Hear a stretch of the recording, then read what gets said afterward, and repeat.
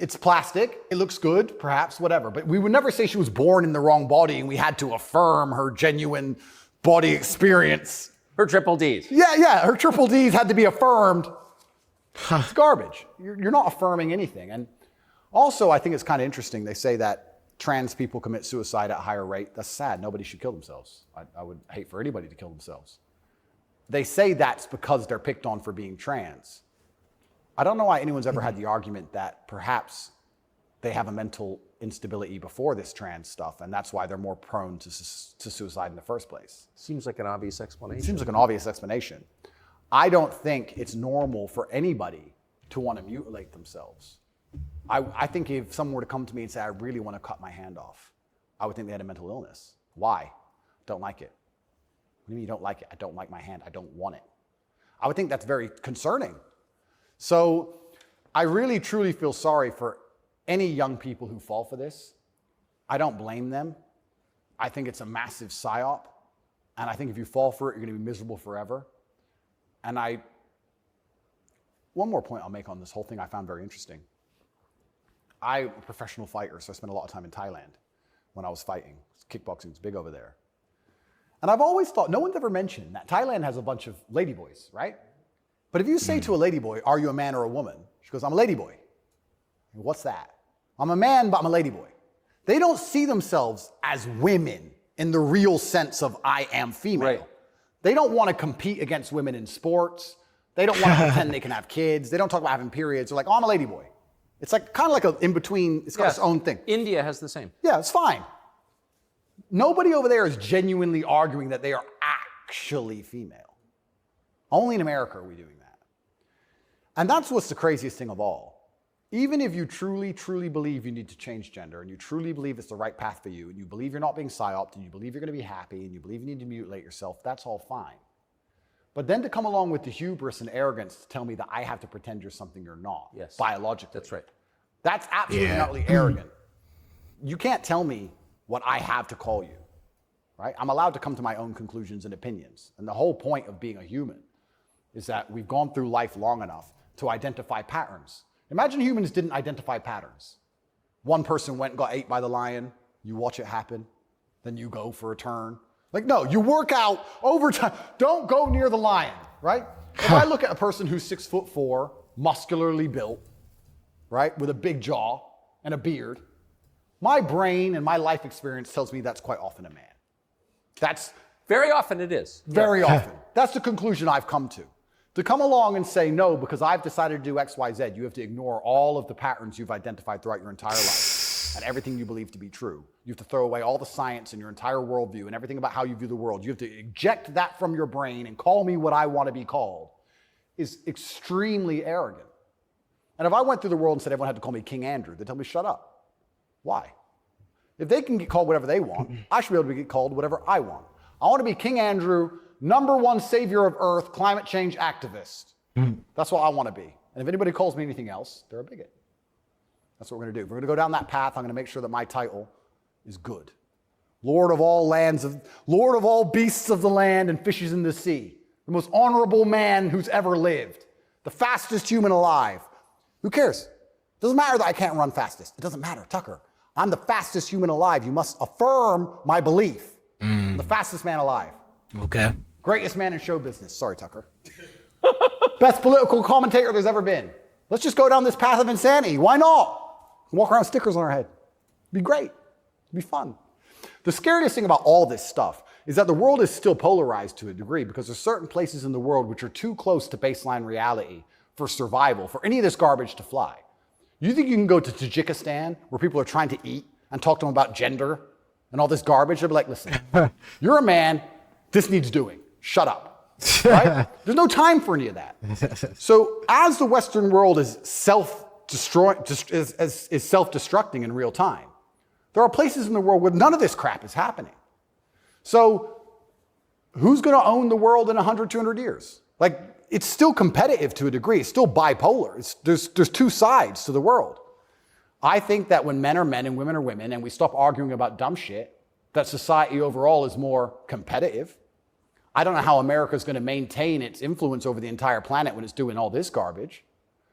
How long can this possibly last? Not long. Not long. It's like the fall of Rome.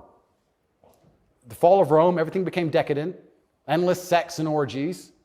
No one had enough faith in the state to join the army anymore. And people talk about barbarians destroying Rome. Rome was destroyed from the inside. That's what happens. And we're witnessing it in real time. And we have all these problems on Earth, and then they want to spend millions and millions of dollars on an investigation to prove that I'm a human trafficker for TikTok. It's clown world.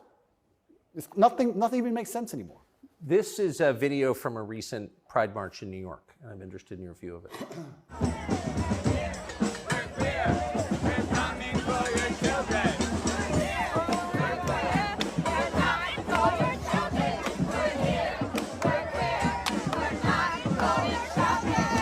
So I have a few points on this. The first point is that it is an unfortunate reality, and I'm not going to be called a bigot. I'm going to talk about the reality that the homosexual community cannot reproduce in and of themselves. So for them to have a community into the future, they do need your children. That's how they think. For there to be a homosexual community in 100 years from now, they need straight people's kids, because only straight people have children. So they're telling the truth. That's the first thing. They mean what they say. The second thing is, I think a lot of this is an attention grab by them. I think they are slightly disappointed in how tolerant many people actually are. I have no problem with gay people. I don't care. I'm gay. Cool. I want to get married. Fine. I'm going to wave my dick in your kid's face. No. Wait a second. Yeah. They push it to a point where we have to react. And then when we react, they say we're bigoted. Children are innocent, and destruction of innocence is one of the most disgusting things on the face of the planet. It's terrible if a child is killed in a war. It's terrible if a child's mind is warped by any propaganda mechanism. They're innocent. What I don't understand is why, imagine heterosexual men walked around naked saying we're coming for the children. Well, someone gets shot. Absolutely. So why is it when For good reason. Completely. So as soon as there's this sexual orientation, they're completely protected. And I think that the whole point of having children as a whole is to instill them with your worldview.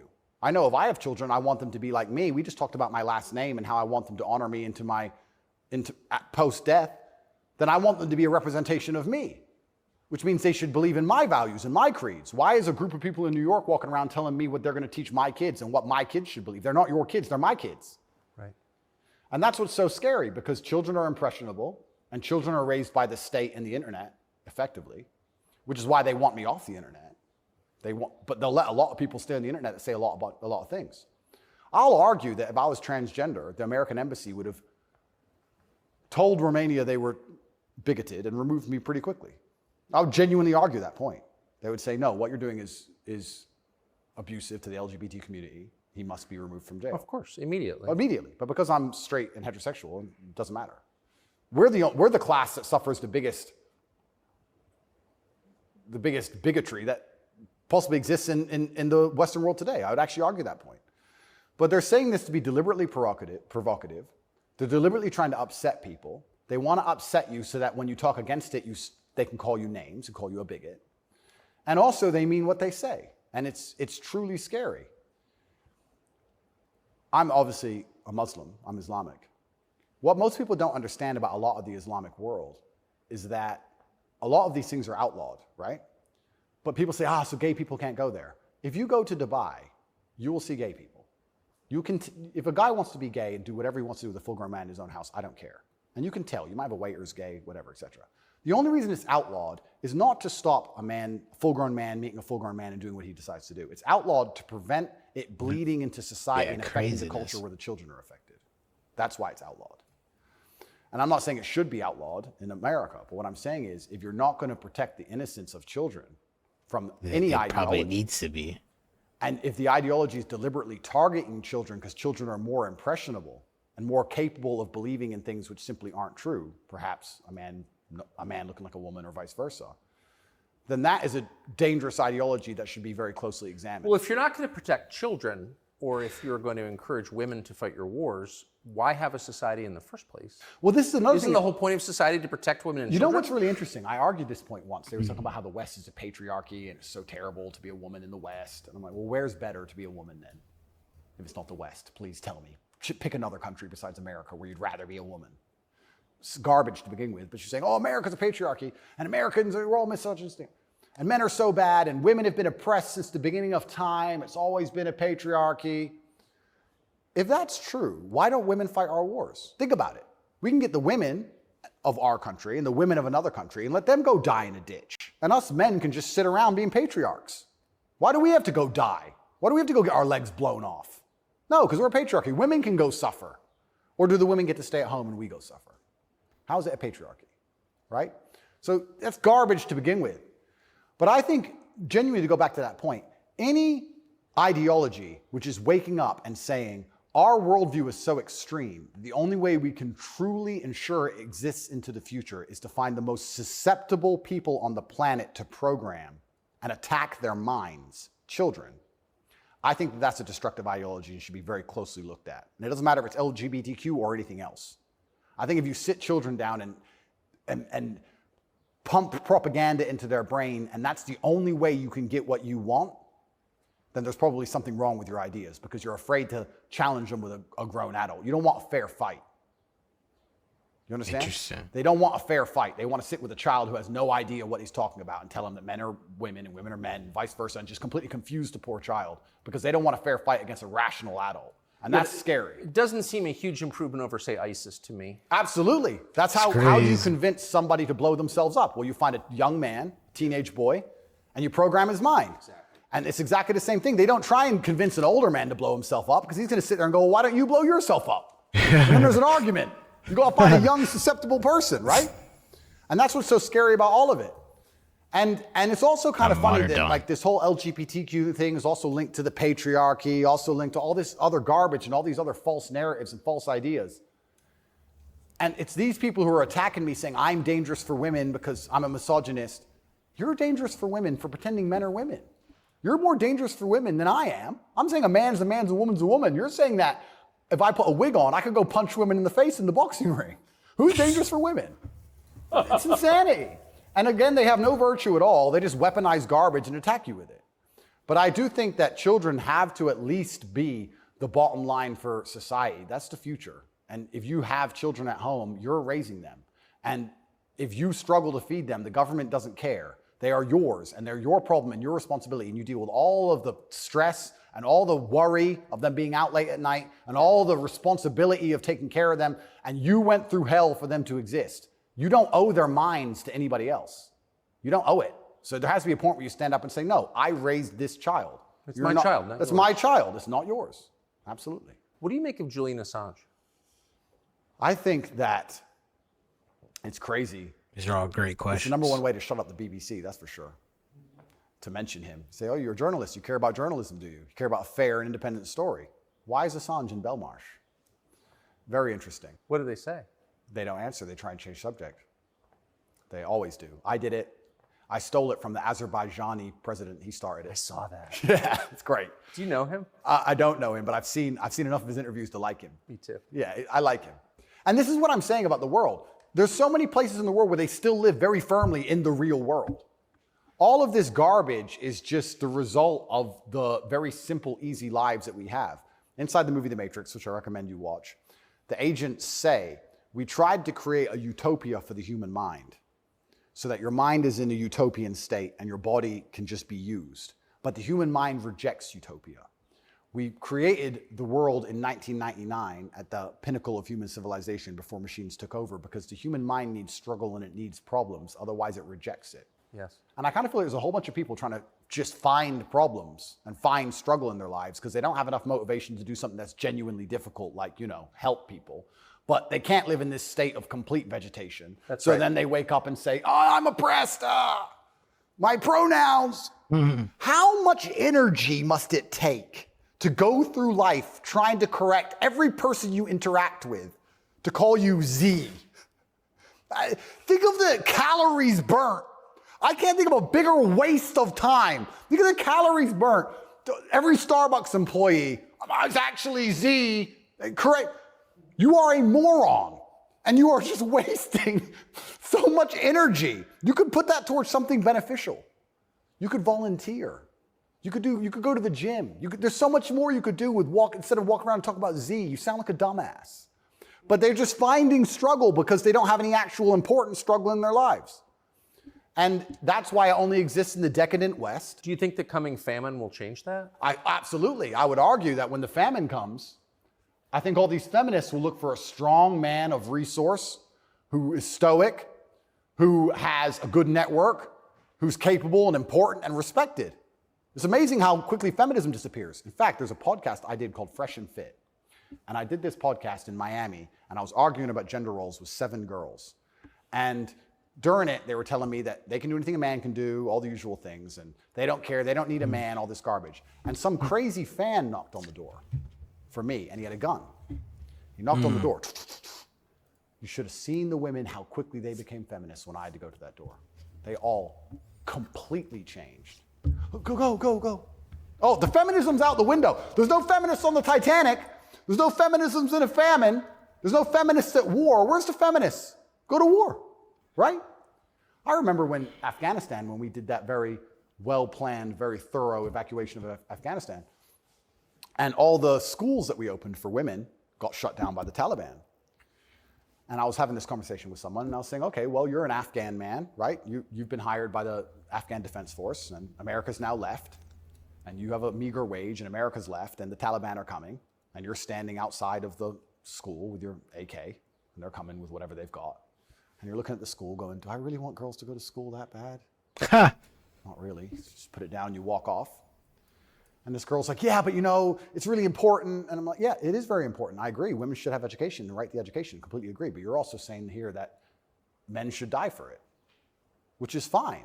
I'm not saying that shouldn't be the case, but I'm saying that you should give men the respect they deserve for dying for your education. Because it's not the women who are going to defend that female school, it's the men.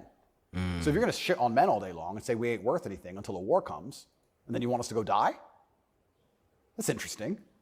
When the famine comes, the closer reality gets towards baseline survival, the closer we become towards our gender roles, because it's the only way we can be competitive.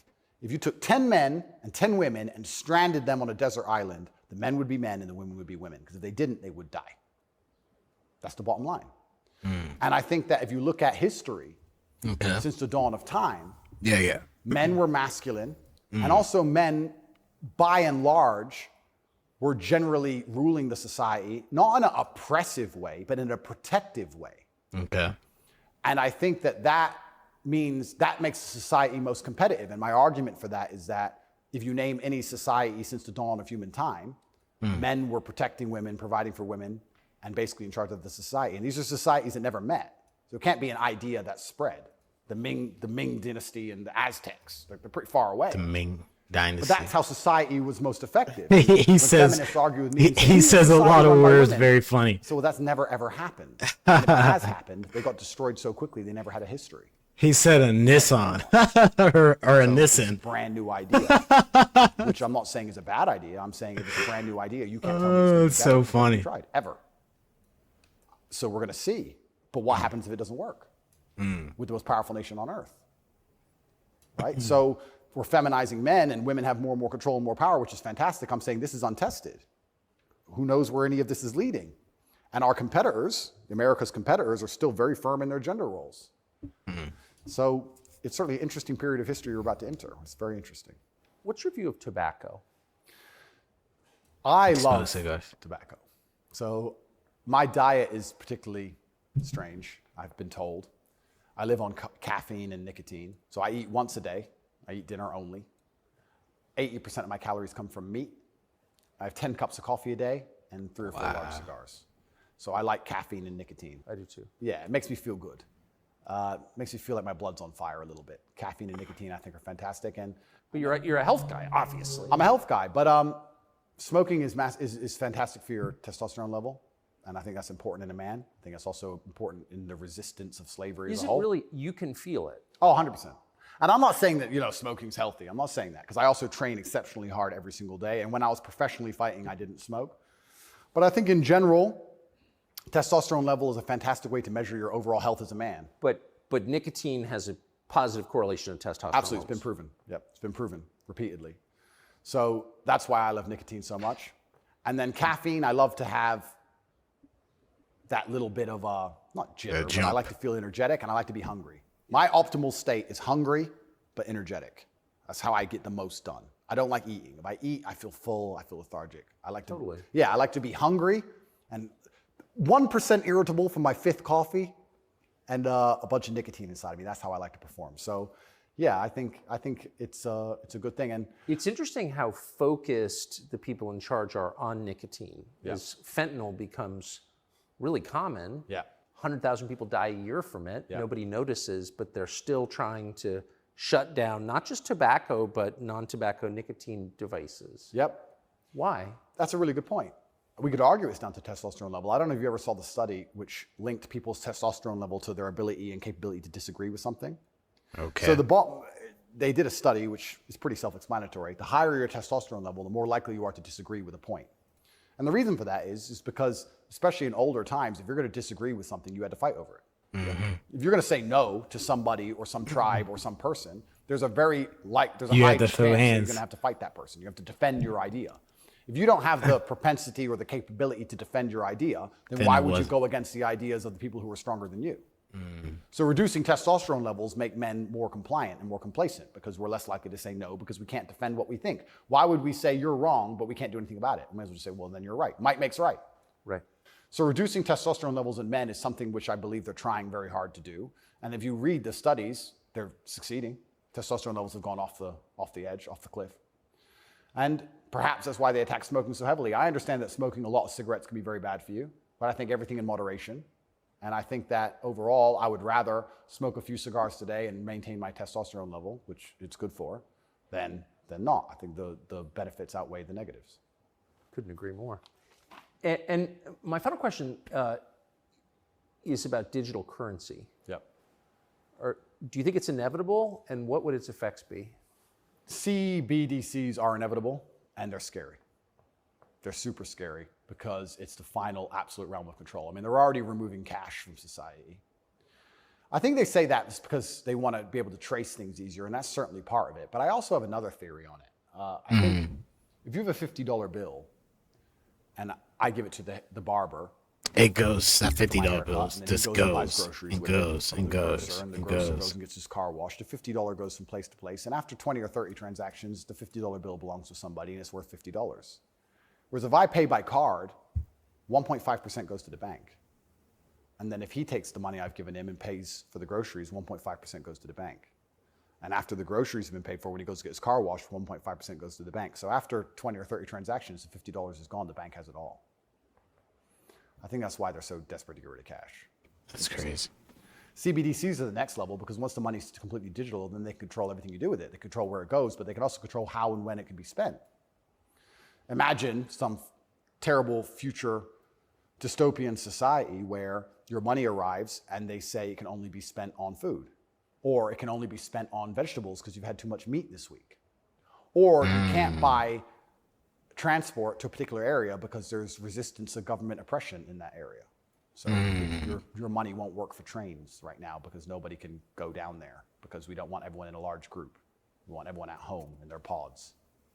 And they can track everywhere it goes, and they can also track how it's spent, and they can control how it's spent. They can put That's time on it. crazy. You have an hour to spend this money. Hours. Scary. Like, think of all the ways they can inflict control over it. And I think this is actually one of the reasons why also I'm disliked. The BBC said this to me when they interviewed me. They said, Lucy, the very intelligent BBC reporter, said, word for word, you have a Bugatti and a cigar, and that means it comes with a side order of misogyny. I did How hear does that. having a Bugatti and a cigar come with a side order of misogyny? And you can order misogyny on the side? Looks like it. It's like a sauce. And she repeated it because she couldn't. Yeah, you have a Bugatti and a cigar, and it comes with a side order of misogyny. So I was like, but They're not sending their best. yeah, I don't think they have any best, to be honest. But the point they're making, what she doesn't realize she's making, because she's not smart enough, but what she wanted to say, but she couldn't say in a way which sounded negative, is financial freedom is required to a degree to resist. The reason I'm also disliked is because I'm financially successful. If I was broke, they wouldn't care what I say. But I inspire young men, all of my fans, to become wealthy. And you'd think that'd be fantastic for the society, right? He has millions of young men. He's teaching them to work hard. He's teaching them different ways money can be made. He's teaching them to be fantastic salesmen. He's helping the society. No, because if you have a whole bunch of money, then you can sit and say, no, I don't need your wage. That's bullshit. There was a video very recently of a guy in England taking down all the English flags and putting up pride flags.